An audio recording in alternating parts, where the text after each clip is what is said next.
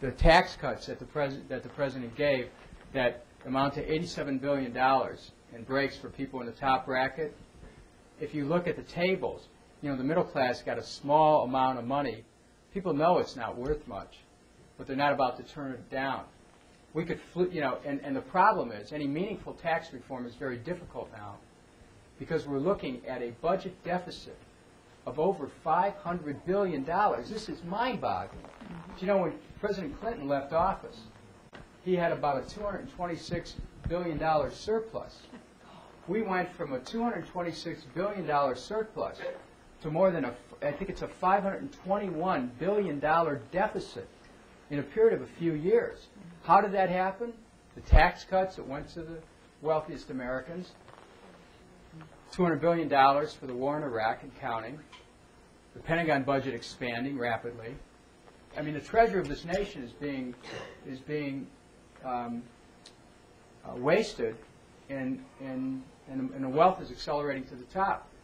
Now, if we're able to stabilize the budget again, the tax structure ought to be progressive, and there ought to be relief for people in the middle. You know, whether it's earned income tax credit, increasing that, expanding, you know, what could be deducted.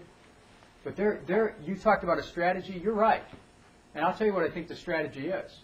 I think this is a radical effort to just try to destroy government. So you just take all the resources away, so government can't function. So you can't have, you know, veterans programs. You can't have Medicare. You can't have, you know, they try to attack Social Security. It's about the privatization of everything.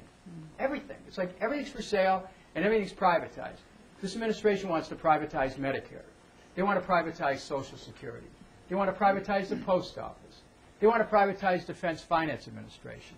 Through the WTO, they're ready to advance the privatization of all municipal services in this country.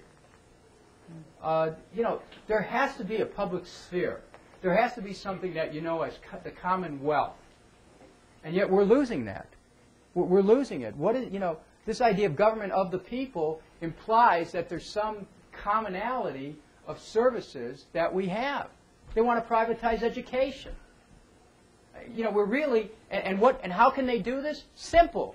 Just starve everything. Give all the money away. Just give it away for war and give it away in tax cuts. And then people say, oh my God, states don't have any money for education. College tuition goes up.